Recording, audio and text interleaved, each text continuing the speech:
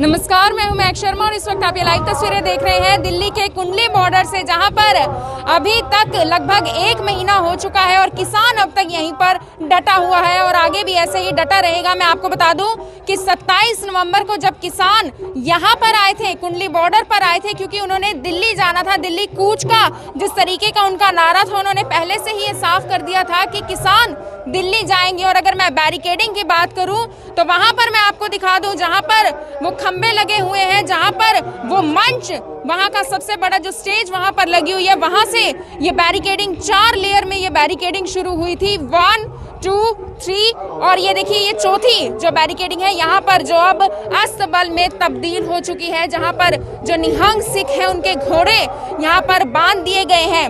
27 नवंबर को किसान यहाँ पर आए थे और उसके बाद हालांकि उन्होंने जो 3 लेयर की जो बैरिकेडिंग थी वो यहाँ पर तोड़ दी थी। जिस तरीके से आपने तस्वीरों में भी देखा होगा, वीडियोस में भी देखा होगा कि किस तरीके से किसानों के ऊपर आंसू गैस के गोले दागे गए, किस तरीके से लाठी चार्ज भी किया गया, किस तरीके से जो है किसानों पर पथराव भी किया गया, पथराव की स्थिति भी आई। और हालांकि दोनों तरफ जो है पथराव की स्थिति उस वक्त बन चुकी थी, किसानों द्वारा भी पथराव किया गया। लेकिन अब आप देख सकते हैं ये चौथे लेवल की बैरिकेडिंग है, जहां पर कोबरा बैरिकेडिंग भी थी, जहां पर सीआरपीएफ के जवान भी तैनात थे, जहां पर आरएएफ यानी कि रैपिड एक्शन फोर्सेस के जवान यहां पर तैनात थे। और उसके साथ साथ 27 नवंबर को दिल्ली पुलिस, हरियाणा पुलिस सभी के सभी यहां पर तैनात थे। और उसके बावजूद यहाँ से किसान देखिए किसानों ने हालांकि काफ़ी कोशिश की, किसानों ने दिल्ली जाने की बहुत ज़्यादा कोशिश की और किसानों को जो है एक ऑफ़र भी मिला। ऑफ़र ये था कि आप जो है 5000 जो किसानों की जो रहने की जगह थी, निरंकारी भवन की जमीन थी, वहां पर आप रुक सकते थे। लेकिन किसानों की तादाद इतनी ज्यादा थी कि 5000 में किसान आगे नहीं जा सकते थे।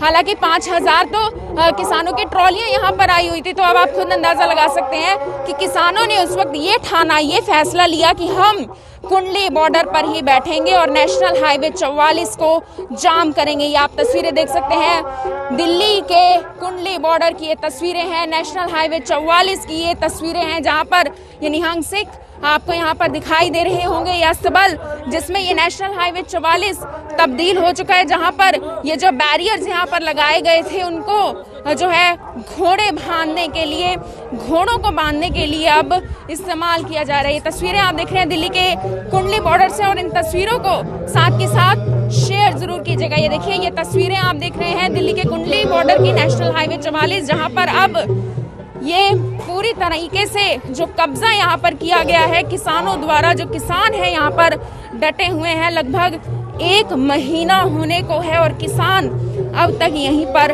डटा हुआ है और आगे भी इसी तरीके से डटा रहेगा जब तक सरकार इन बिलों को वापस नहीं लेती, जब तक सरकार स्वामीनाथन आयोग की रिपोर्ट के बारे में कुछ भी साफ नहीं कहती, तब तक ये किसान इसी तरीके से यहाँ पर डटा रहेगा। ये आप देख सकते हैं यहाँ पर जो है मूंगफली जो है बरताई जा रही है। कुछ बताना चाहेंगे, मूंगफली बांट रहे हैं आप लोगों को? वाहिगुरू जी का खालसा, वाहिगुरू जी की फतेह। कहाँ से आप? ਤਰਨਤਾਰਨ ਜ਼ਿਲ੍ਹਾ ਜੀ, ਤਰਨਤਾਰਨ ਜ਼ਿਲ੍ਹਾ ਜੀ। ਹਾਂਜੀ, ਇਹ ਗੁਰੂ ਪੰਥ ਟਰਸਟ ਯੂਕੇ ਵੱਲੋਂ ਜਿਹੜੀ ਉਹ ਸੇਵਾ ਨਿਭਾਈ ਜਾ ਰਹੀ ਹੈ ਤੇ ਉਹਨਾਂ ਨੇ ਸਾਨੂੰ ਕਿਹਾ ਸੀ ਤਾਂ ਅਸੀਂ 1.25 ਕੁਇੰਟਲ ਮੂੰਗਫਲੀ ਦੀ ਸੇਵਾ ਕਰ ਰਹੇ ਹਾਂ। ਹਾਂਜੀ। कब आए थे आप यहाँ पर? कल आए जी, शनिवार। कल आए आप? हाँ जी, हाँ जी। देखिए जो है मूंगफलियां बांटी जा रही हैं। ठंड में मूंगफलियां सबसे ज्यादा खाई जाती है और यहाँ पर आप लोग देख सकते हैं, बच्चे देख सकते हैं मूंगफली लेते हुए यहाँ पर।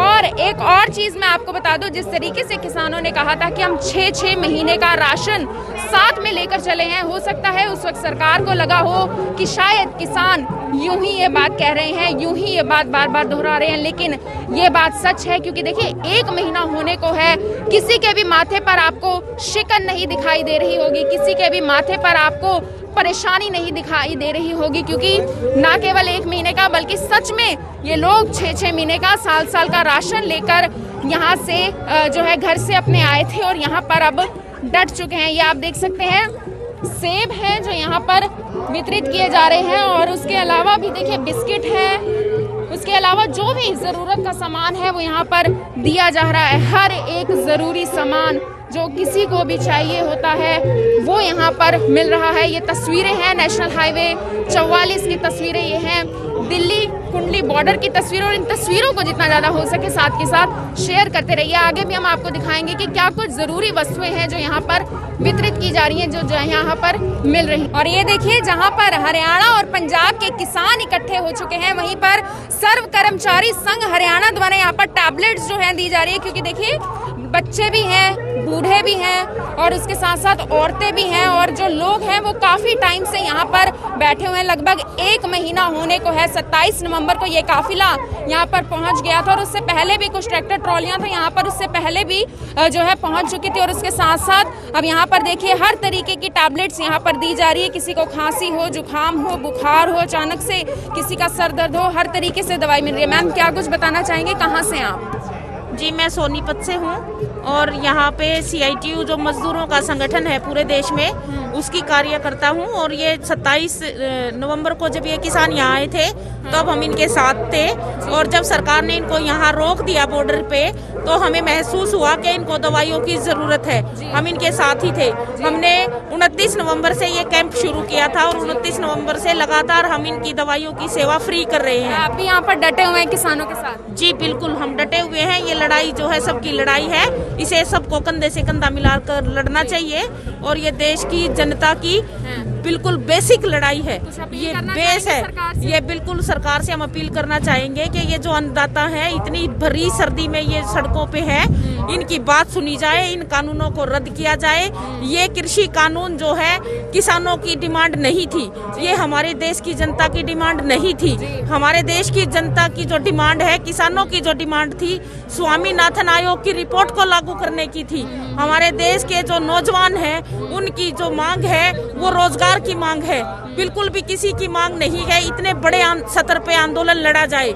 नौजवानों की जरूरत रोजगार है और जनता की जरूरत सस्ती और अच्छे क्वालिटी की सुविधाएं सरकार जनता को उपलब्ध करवाए, इसकी जरूरत है। हर तरीके की दवाई मिल रही है यहाँ पर? जी बिल्कुल, जुकाम, खांसी, बुखार, दर्द, किसी को चोट लग जाती है, उसकी बुजुर्ग भी हैं, बच्चे भी हैं। जी बिल्कुल, बच्चे भी हैं, बुजुर्ग भी हैं और उनको काफी वो अपने आप हाथ पैरों में दर्द बता रहे हैं, चलने से थक जाते हैं। मेरा नाम सुनीता है, हम उनकी सेवा कर रहे हैं। जी देखिए, सुनीता है, सोनीपत से है, सर्व कर्मचारी संघ से है और यहाँ पर जो 27 नवंबर से यहाँ पर लोगों की सेवा करने के लिए यहाँ पर पहुँचे हुए हैं। पूरी की पूरी टीम आप यहाँ पर देख सकते हैं। टैबलेट्स यहाँ पर है, मतलब किसी भी तरीके की यहाँ पर किसानों को कोई तंगी ना हो, क्योंकि देखिए जो केंद्र सरकार है वो तो कहीं ना कहीं सरकार जो किसान है उनकी बातें नहीं मान रही है, लेकिन यहाँ पर लोगों में आप एकता देख सकते हैं। क्या एकता है किसान संगठनों की, जो यहाँ पर जो लोग हैं। ये देखिए, यहाँ पर भी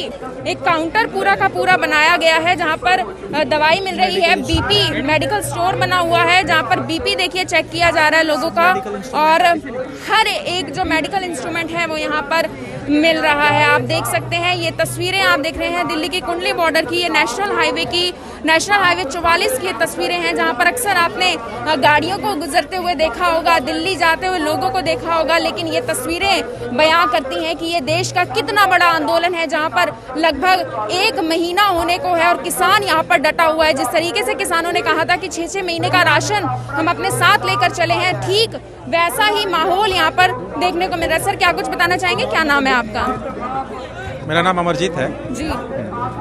ये आंदोलन के बारे में जो आप बोल रहे हैं, ये तो सरकार के ऊपर है। सरकार जिस दिन कानून वापस ले लेगी, अगर ऐसा सरकार कानून वापस ले लेती है तो आंदोलन कल किसान खत्म कर देंगे। एक ही मांग है, 3 काले कानून जो सरकार लेकर आई है और बिजली अधिनियम 2020 लेकर आई है, तो उसको सरकार वापस ले, और वो सरकार आज वापस ले लेती है, आंदोलन खत्म हो जाएगा। जी देखिए, कहना यही है कि मांग केवल 3 कानूनों को रद्द करने की है, मांग केवल 3 कानूनों को वापस लेने की है, और जिस दिन सरकार ये 3 कानून वापस ले लेगी उस दिन ही आंदोलन यहाँ से खत्म हो जाएगा। उस दिन ही ये लोग जो यहाँ पर ठंड में परेशान हो रहे हैं, जो लोग यहाँ पर ठंड में दुखी हो रहे हैं, और दुखी से याद आया जिस तरीके से नानकसर गुरुद्वारे के संत बाबा राम सिंह ने अपनी चिट्ठी में लिखा था कि मैं यहाँ पर जब आया, मैंने किसानों की हालत देखी तो मैं किसानों का दुख नहीं देख पाया। तो अब आप खुद अंदाजा लगा सकते हैं कि कहीं बाहर एक ऐसी जगह पर रहना जहां पर आपको मूलभूत जो सुविधाएं होती हैं वो नहीं मिलती, जो आपको बेसिक सी रिक्वायरमेंट्स होती हैं वो नहीं मिलती, घर नहीं है, बार नहीं है, कुछ नहीं है। लेकिन आप अब खुद सोच सकते हैं कि क्या स्थिति इन किसानों पर बनी हुई है जो अपने